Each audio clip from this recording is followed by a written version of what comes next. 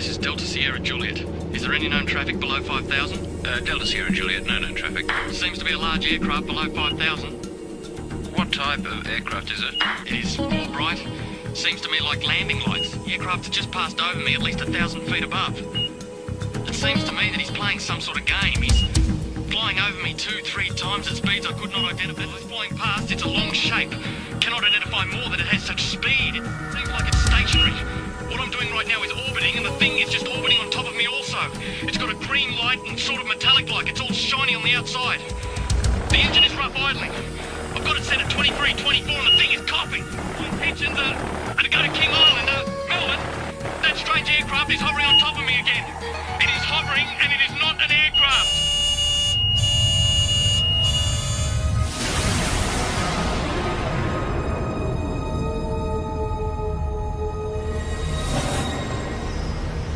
What you've just heard was a recreation of the final words spoken by pilot Fred Valentich before his plane disappeared over Bass Strait. Even though it's been 19 years since Fred disappeared, the mystery surrounding what happened to him still hasn't faded. He just vanished without trace, and his family believed he was taken by an unidentified flying object. Recent years has been an explosion of UFO sightings in Australia. Whenever you mention the topic, people seem to have their own theories and opinions, or even their own stories. It was orange like a sunset, and it was just spanning across the road. I can't move, man. Moving forward in time through the experience. Then this tall, dark being just appeared in front of the craft. I mean, it looks like a traditional, every day of the week, comic book flying saucer. They had large almond-shaped eyes, small bodies, legs and arms, and sort of grey in appearance. I think it's the first time in my life that I could identify of anybody telling me that they were scared they were going to die. Saying that this thing was only just down the bottom of his street. He could see that it was out in the water, it was sucking up water. Yeah, I believe it's a UFO. There are between 400 and 500 reports a month of UFOs in this country. Now, obviously, a lot of them can be explained, but about 10% prove to be true mysteries. Tonight you'll hear from people who've had these experiences. They're just normal Australians who can't explain what they saw.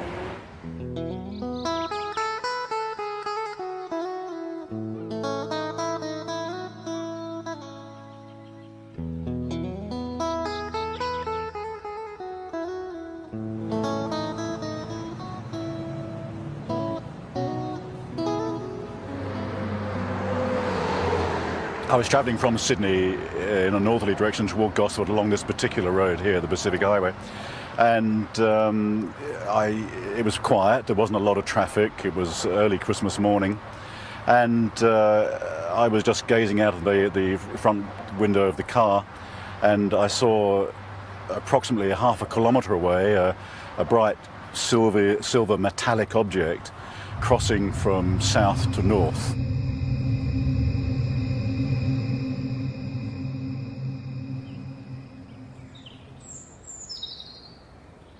I stood here not believing my eyes, because where I sit I can see the open water, and I just couldn't believe that this thing could appear on the water. It was some kind of craft, but it was completely surrounded in lights underneath and all around, and it just looked like a carousel. It wasn't anything flat. Around holiday time, the local police know they'll be busy. But on this New Year's Eve, the calls weren't what they expected. All people that I spoke to had exactly the same thing to say. There was no variance whatsoever in the object that was sighted. It was a huge chrome, very shiny object in the shape of a ball. At the bottom of the ball was a number of huge white lights. This object looked like it was sucking up water.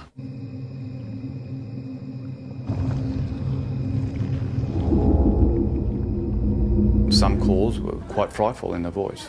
You could actually hear the fear, and in the background especially, the fear of people and of course animals and things at the time that were experiencing this phenomena.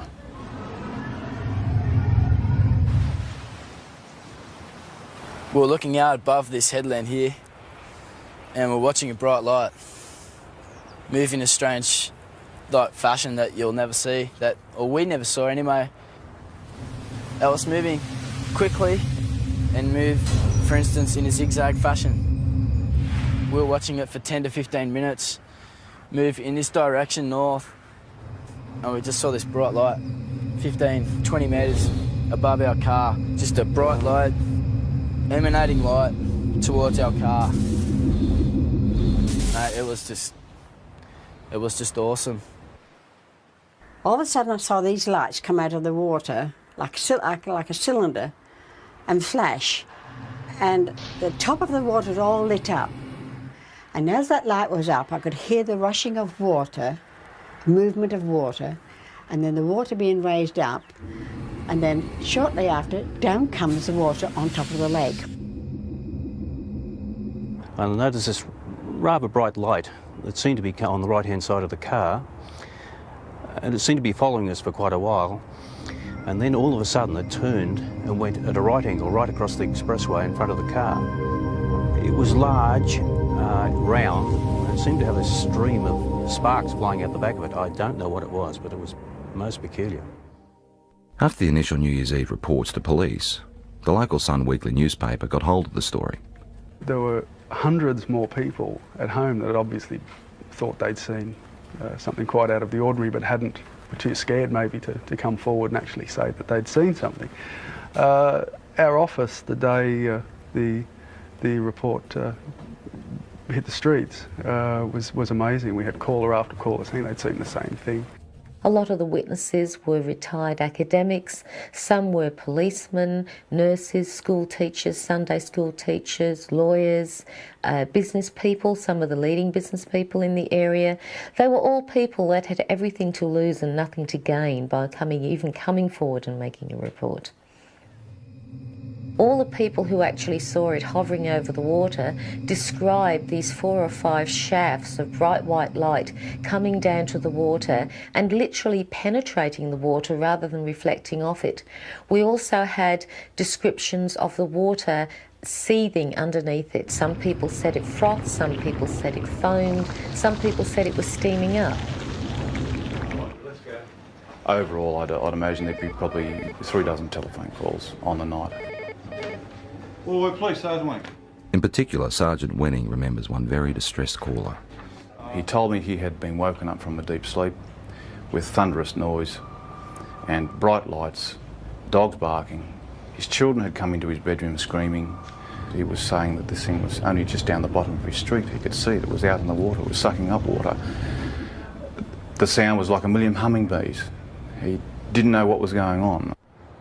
We investigated officially with the local aircraft, aerodromes, with the Air Force, with air traffic control, and again could come up with no explanation. While everyone can describe what they saw, no one seems to have the answer to exactly what it was or where it came from. It was moving in waves in the sky, which could only be described as a UFO. When you see something like this, there's a sure knowledge that you're looking at something that is beyond your experience. I'm not young, and people might think, oh, you're a bit strange, seeing things and had imagination. No, I've got imagination, but not like that. Not when I see something that I see. I know I saw it. At first I thought, well, maybe it's some type of meteorite, but it was too large, it was travelling too slow, and turned a right angle, which I know meteorites aren't inclined to do.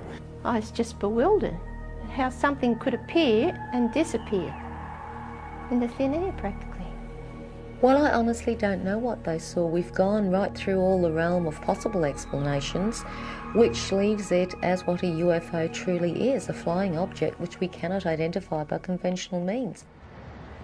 There's a saying that seeing is believing, and it certainly applies to UFOs. The most intriguing personal accounts come from people with no real interest or belief, until it happens to them.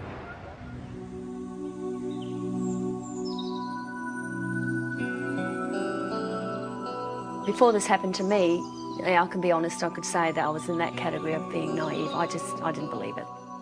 I didn't really believe it, because I had to see, it's like I would have to see it with my own eyes. Grace's experience starts in the early hours of the morning travelling home with 3 girlfriends. Victoria, who can't be identified, was one of the women in the back seat. It's when I got a bit further down the hill that I noticed on the right-hand side of me some long oblong-shaped lights. I didn't know what they were. I mean, I only sort of caught a glimpse of a bright orange light sort of shining through. As I got down the hillside and started to come around the corner by this little hotel that takes us back through the back roads towards the freeway, one of the girls in the back noticed a very bright white light with a type of blue haze around it. When the girls were sort of saying, oh, maybe, you know, like it's a UFO, and, you know, we sort of like just laughed it off and said, don't be so ridiculous. The women continued their trip, but further down the road, more lights appeared.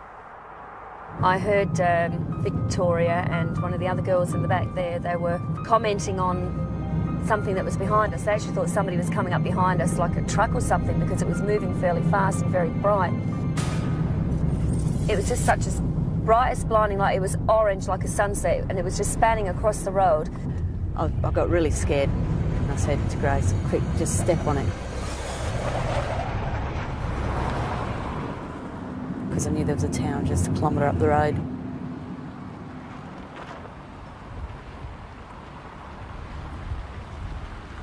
As we got closer into the middle of this car parking area and looked up, we could see this ship. Well, that's what you'd have to call it, because it was, you know, definitely not an aeroplane, and it was something from definitely not this world, that's for sure. It sort of moved across from this direction straight over the top of us.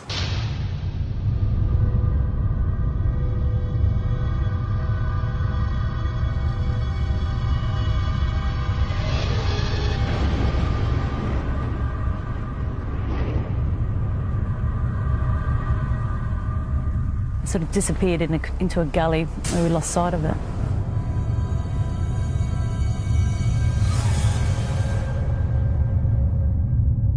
We were scared for our safety. I mean, I've got to be honest, I think it's the first time in my life that I could identify of anybody telling me that they were scared they were going to die. Because I was. When I got to the opening of the drive here, the other girls noticed that there was something else up, some activity up there in the sky. We were still scared. We didn't know what they were either. They seemed to be moving in a direction that this other craft had gone over and gone down. So the first thing you think of, just pull in someone's driveway. And as I pulled in, the light was so blinding, it actually was hurting our eyes to look at it. Then I noticed a figure coming. It wasn't a human, it definitely was no human, that's for sure. I felt threatened by it. I felt really, really threatened by it.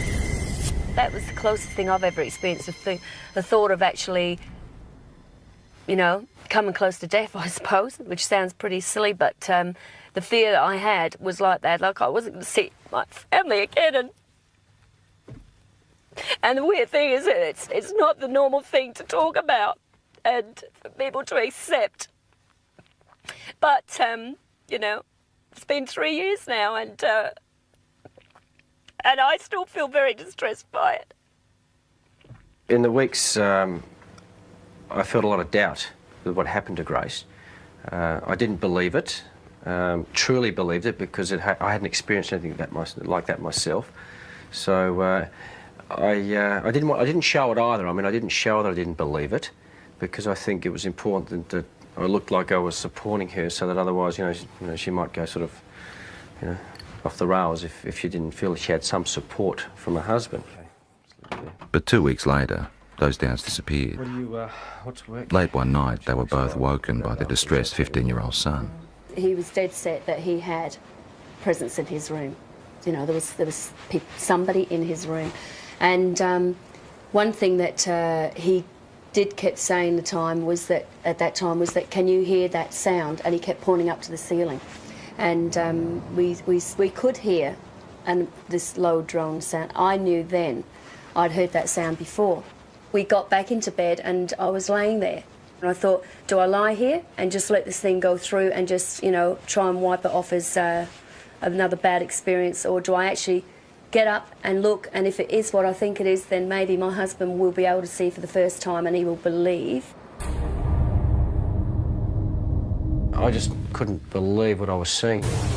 When you see an object that's just sort of floating through the air, like at slow pace, and you think to yourself, oh my God, it struck me as, you know, being awesome. It's just something unbelievable. It was a relief that he was able to see this thing, and all I kept saying was that was the thing that was there the night when I was with the others. Certainly by its nature, by the way, characteristics of the way it just hovered across the house at a slow pace, yeah, no, nothing man-made. Not from this country, not from this earth, I should say. So you want me to... Even though Grace and her husband ended up experiencing the same craft, their ways of coping with it differ. You either accept it or you don't accept it, and I tend to say now, after I've seen it with my own eyes, I accept it, but I don't, you know, harp on about it and talk about it, and if it's just one of those things you try and leave as a part of your life that's happened, and let's get on with things, let's move on from here, you see. And that's how I sort of try and treat it, rather than try and find an explanation as to what it is. Yeah, I really don't have a theory yet. It's basically, it's more the fear. Again, I don't know why, because I'm still here and I am healthy, you know, I mean, but the fact is it's just a worry because you don't know. You just don't know. What do you reckon it is? Got no idea. Images of UFOs caught on video over the years tend to raise more questions than they answer. They are visitors. Yeah? Yes, yes. UFO. Working out whether there is something out there has intrigued researchers for years. And there's no doubt that there is a physical dimension to this UFO phenomenon, and it appears to involve some form of technology, and many cases certainly suggest that we're dealing with an exotic technology that might be something certainly foreign to our environment. When a Melbourne photographer saw images like these, he was interested enough to go on standby to try and capture on film whatever was buzzing the sky over Narre Warren in June 1996. I got the phone call and I was told that the lights were spinning across the tree line over the homes. What I did was put the camera onto the object, allowing it just to come into frame, hit the shutter, count to 20, stop, wind, move the camera to the next part of the frame, start the shot, count to 20, let it go, and so forth. The first night, the result of the photographs showed just light trails of this object going across over the tree line. The second night, with higher speed film and the higher magnification lens, is where we actually captured the shot of the disc. This thing was, the only way to explain it was moving across the air like ice on a hot plate, very, very smooth. Later in the program, Doug's photos will be studied by an independent expert. Well, it was flying, it's unidentified, and it was definitely an object. What it will be, and I hope with the analysis will prove me right. But yeah, I believe it's a UFO. In the UFO community, the term hypnotherapy is like a buzzword. It's the thing to try if you feel you have secrets of the past to unlock. While mainstream medicine doesn't necessarily recognise it, people who've had UFO encounters believe it helps.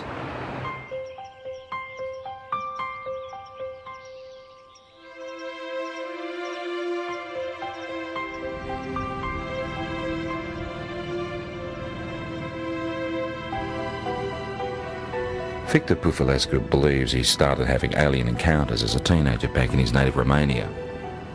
He's turned to hypnotherapy to try and find out exactly what happened. It's like being a good soldier. You just obey orders. This is actually probably the best description of hypnosis process. Loosened limb, deeper sleep. Loosened limb, heavier and heavier. Not a worry, not a care. Deeper, deeper, and deeper. Hypnotherapy is a way of allowing us to get into the subconscious mind. The intellectual mind tends to want to control and criticise everything. It's the censor of stuff it doesn't even know about that was in there before we were 3 years old. So by sort of relaxing and sliding across the conscious mind, if you like, we can sort of delve into the unconscious, or to allow what's in the unconscious to find its way out. Oh, I can't move, Frank. Uh-huh. The pressure is increasing. I can't move. The chest, my arms, my legs.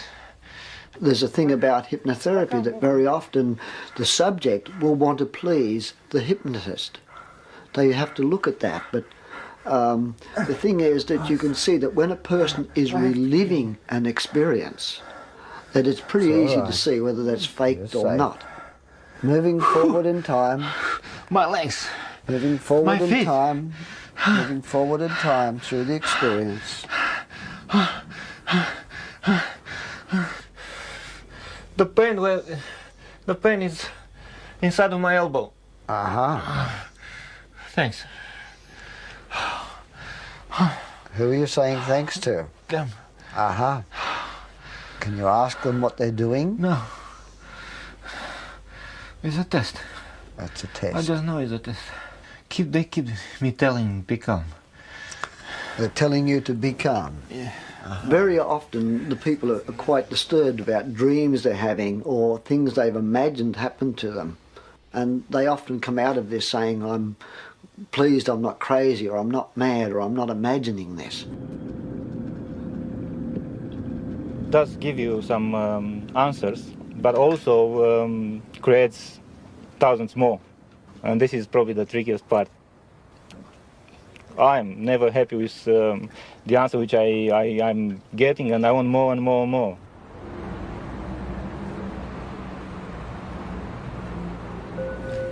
Just relaxing as much as you can with every breath. Just feeling a sense of calm. From 1992, there was a very strong correlation with awakening psychically and with my healing work to having these experiences. Elizabeth Robinson is a spiritual healer and therapist who says she's been having extraterrestrial experiences since childhood, but is only now starting to accept them. I mean, when they started with me, I thought, my God, this is bizarre. You know, this is crazy. This is in the realm of science fiction. But I know now I've had to work through that and struggle with it, and I've denied it like hell for 5 years. And I can't deny it anymore. Elizabeth says she started seeing creatures like these around her home in Perth in 1992. There were 3 beings standing there. They had large shaped heads, bigger at the top to chin at the bottom, large almond-shaped eyes, small bodies, legs and arms, and sort of grey in appearance. But they looked at me with a sense of intent and intelligence.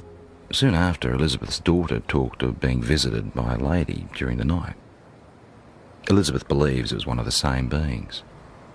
And I looked down on the desk, and here was a drawing of this being, this same being that I had seen. And I said to Jessica, who did that? Because I knew that at 2.5, her drawings were scribble drawings. And she said, oh, that's the lady.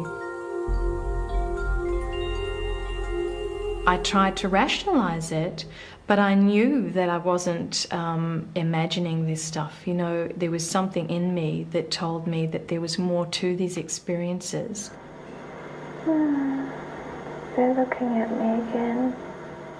Elizabeth then turned to hypnotherapy to try and uncover what she couldn't understand. This session was recorded last year with visiting American UFO researcher John Carpenter. I don't want to give the baby up. What seems to have come up in hypnosis is that I've had children taken from me, babies taken from me that are growing up on crafts. And this is just absolutely bizarre, you know, talking about this. I mean, you talk about this, but, you know, at first you struggle with it. I mean, you can't fully comprehend this, but what I could comprehend was the emotion around it.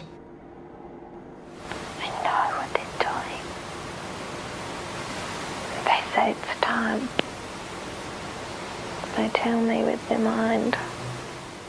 The emotions are so real, they're raw, they're, you know, the grief is there, the terror is something like I've never felt before. They're just doing what they're doing. What are they doing? They're getting the equipment ready. Part of the reason why they're involved here on Earth is to help us awaken, but there seems to be some sort of reciprocal type of arrangement whereby, you know, they're coming to Earth and they're creating a new race of beings, or creating some sort of hybrid race of beings. I used to think, okay, I'm dreaming, until I used to be able to get up, go to the bathroom, make a cup of tea, come back, sit down, they'd still be waiting for me. And I think, oh. Elizabeth and colleague Mary Rodwell now run a support group in Perth for people who've had alien experiences. And this is what I mean, my business is emotional trauma. That's why I'm here. And I won't deal with fantasy. I can't deal with fantasy. So it's about emotional trauma. These people are stressed quite desperately with fear and anxiety about a lot of things that they only have a vague idea often about, but often is because they've remembered being taken. I went 3 months with barely any sleep. If you remember, I told you about 11 or 12 weeks, barely any sleep. Most of them just want to live an ordinary life. They don't want this to happen. So for them to have the chance to at least talk about it and release all the anxiety and fear around that as much as they can around talking about it, it seems that through that there is real healing. For me, I became very frightened that I would be labelled crazy or, you know, hallucinating, whatever it was, and that I couldn't have somebody to relate this experience to that would honour my experience. Have either Elizabeth has always kept journals about her experiences, which she is now using to write a book. I saw a grey being appear, white-grey colour. In the dream, I was searching for my son, even though the child dream of trying to run away from several grey beings, but as fast as I ran or wherever I really don't expect someone to be able to say, absolutely, you know, this is real, because, you know, you always doubt yourself, but you know that it's real, and you have to come to some point and stop denying it, and that's what I'm starting to do. Sorting out the facts surrounding UFOs can be tough, unless of course there's something that science can put to the test.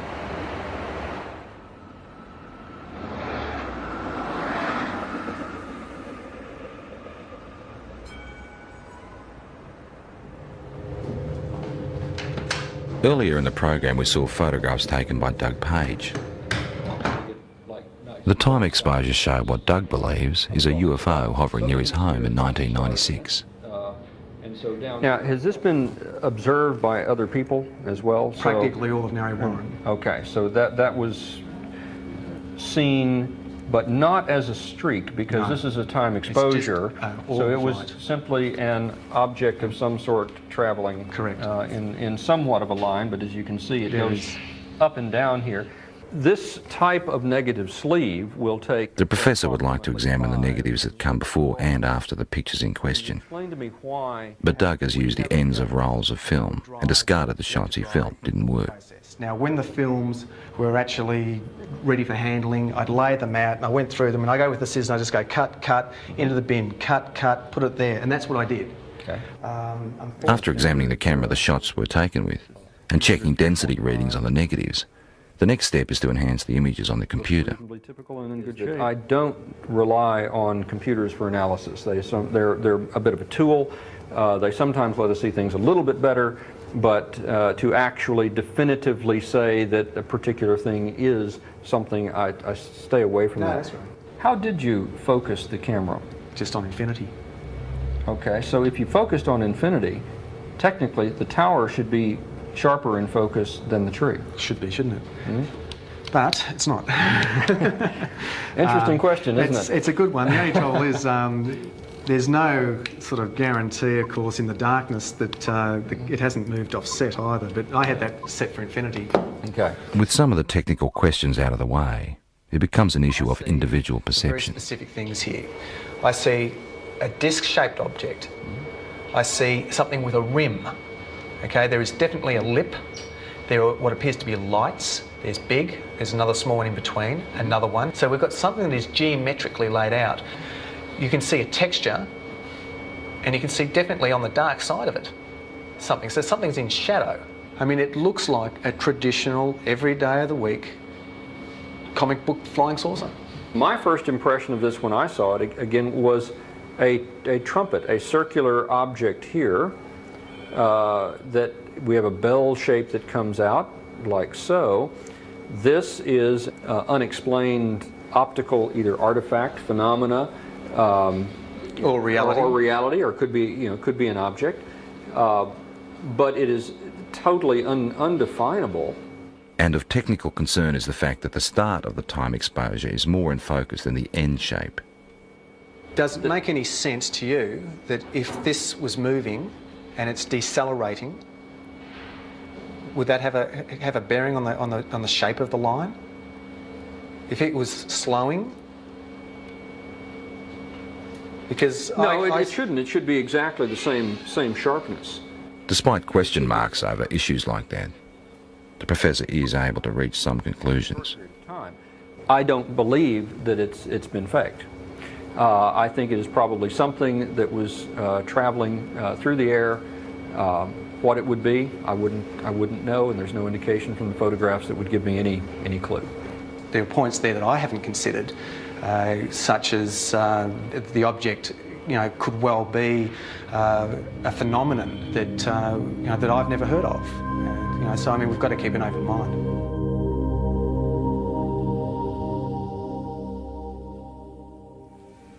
I don't know, maybe between 6 and 8, I would assume. Okay. They were fairly intense, or? Yeah, they were very close together as well. Right, okay. 4 years ago, Kelly Carr was a mother and housewife with no interest in spaceships or aliens. Now she's using technology to reconstruct images of her own encounter. It does give the idea of the lights there, but the brightness of the light, it gives a good impression, except that the colour doesn't seem right. Kelly's account starts in August 1993. My husband and I were driving up to my girlfriend's place in Monbulk, which is in the Dandenong Mountains. We were driving on Belgrave Hallam Road, and it was just on dusk. I saw what I thought was round orange lights in the field. It looked unusual to me. Later that night, retracing their route home, Kelly noticed something else unusual. It's about a kilometre or so in front of us, about twice the height of the treetops. We could see this object, which at first I thought was a blimp. It had the shape of a blimp, but it was light. As we got closer to it, the light seemed to sort of separate, and it was actually these a row of round lights, and they were orange. It appeared like there was silhouettes standing in these round orange circles, like people, but you could only see the black outline. Well, I just said to my husband, look, there's people in there. And the minute I said that, it shot off to the left of us. Within 1 or 2 seconds, it was gone completely.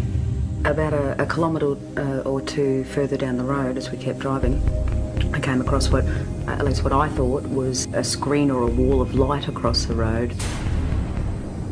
And my heart started racing and the adrenaline was sort of pumping through my body, and I'm thinking, we've just seen us back down there, we're in for, a close encounter. Then the next instant, nothing. We seem to have actually covered a fair distance that I don't even remember covering. It might have been possibly close to a kilometre that I don't remember actually travelling. There was no light. There was nothing blocking the road. Kelly says it wasn't until weeks later she remembered actually getting out of the car that night. And I saw that there was another car that had pulled up 100 metres down the road. Then I walked around the front of the car to where my husband was standing on the other side, and we started walking across the road together. As we were walking across the road, I looked down and I saw that the other people were getting out the car and starting to walk as well. So I was quite happy that there was other people there who were seeing the same thing that we were. And we walked up along here to where the fence is. Right out in front of us is this huge craft. I was totally awestruck. It was science fiction coming to life. There wasn't any fear then. It was just all total awe. We stood here, I guess side by side, my husband and I, for about 30 to 45 seconds. Then this tall, dark being just appeared in front of the craft, and he was followed by about another 7 or 8 that appeared straight behind him. I felt this energy go through me. It's like nothing I've ever experienced before in my life. It was like some sort of low-level frequency that came in waves, but it was so dense that I could actually physically feel it going through my body. And that feeling absolutely terrified me. It was like, I can't even explain the horror that I felt just feeling this. And I began screaming. The minute I did, the eyes on these things lit up and they came charging across the field. Halfway across, they split up into 2 groups. Some headed off down there and the rest came directly towards us. I felt this blow to my stomach, and the next thing you know, I'm back here somewhere on the grass. It literally lifted me off of my feet. And I thought I was going to die. I thought if I don't get up now, I'm going to pass out and I'm going to die. I'm not going to come back to consciousness, you know. So I pulled myself up into a sitting position, and when I sat up, I couldn't see anything, and it was like there was just black in front of my eyes. I want you to try stretching it down a little bit as well. Kelly is not the only one who saw these images that night. For the first time ever, independent witnesses have given the same account of a close encounter. Even though Kelly has never met Jane, Glenda and Bill from the other car she saw, she has seen the sketches they drew for UFO researchers. They've drawn the same circles of light around the top of the craft with these blue lines coming down, ending in a semicircle on the ground. They've actually also drawn a tripod underneath, which was something I didn't see that night. It becomes very clear then that we were all looking at the same thing and that it wasn't your average saucer-shaped craft. And basically, the second party were able to draw sketches of the beings very similar to the ones that I had, and they're not your usual little grey things that are, you know, media propaganda. I found a small red-coloured equilateral triangle underneath my navel, which I guess in reality provoked only a minor curiosity at the time. It was oddly geometric, and I did wonder, you know, how something like that could get on me that looked like a burn without me feeling it. At UFO conferences, where Kelly is now a keynote speaker, she adds strength to her own story by showing photographs of physical marks left on one of the other women. We were all left with triangular marks under our navels, but the ones that were marks that were actually photographed, the first one came from Glenda, which is it's a series of 3 small red dots along the inner thigh, and both Jane and Glenda were marked with these dots. I wasn't. Glenda had a ligature mark around her ankle, which is quite severe bruising. It looked like she'd been strapped down to something.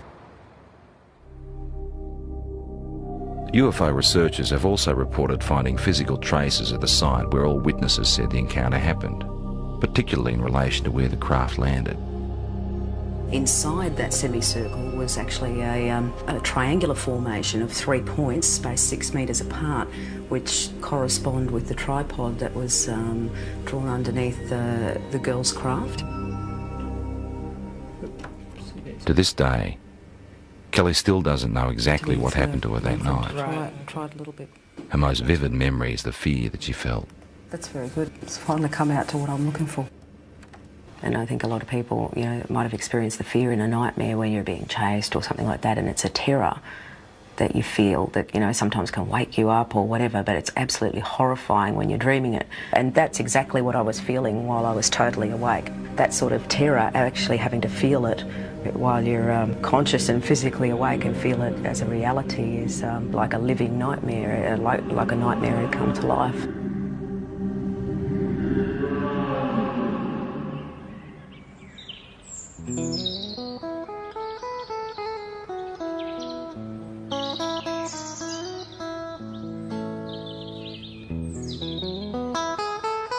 We've moved out onto 138 acres.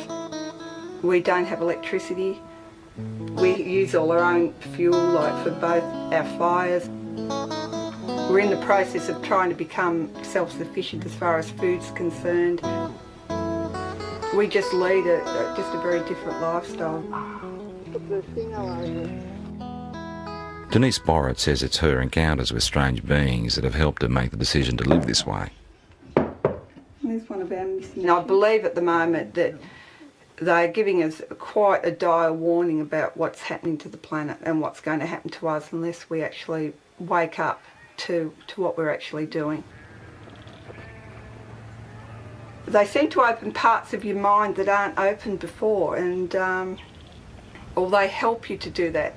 I don't know, but all I know is that I'm a very changed person since I've had my experience. Well, lifestyle changes you'd think shouldn't happen to people if these things aren't physically occurring. So I guess it's a little piece of evidence to suggest that something really startling and extraordinary must have happened to a person because of the changes that they do go through. Denise says her visitors have the ability to render her husband unconscious, so he never actually experiences the aliens, but he does have physical scars. Well, I know I've got a lot of scars on my body, and I know basically where they all came from, but this one, in that particular place, I've got no idea. I just woke up one morning and I happened to comment to Denise, I've got this funny little mark on my arm, and she had a look and she had one in exactly the same place because she said she could remember it happening. And I can actually remember them cutting it. I can remember it was like a little spatula or whatever. But again, there was no pain or anything, and the next day mine had completely healed up, whereas Les's had actually scarred. And I thought, well, they're in identical spots and they're identical size, so obviously something was going on. People who've had multiple abduction experiences very often get very concerned about the environment. They get very concerned about healthy lifestyles. They get very interested in the possibility of life elsewhere. They get very interested in promoting the message that there's something actually going on.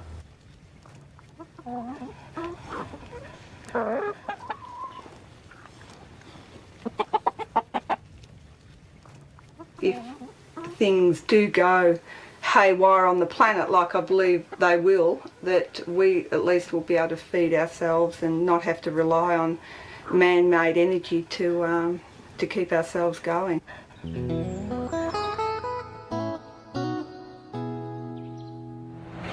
It's pretty obvious that the people that had these experiences are convinced there's more to what's out there than most of us realise.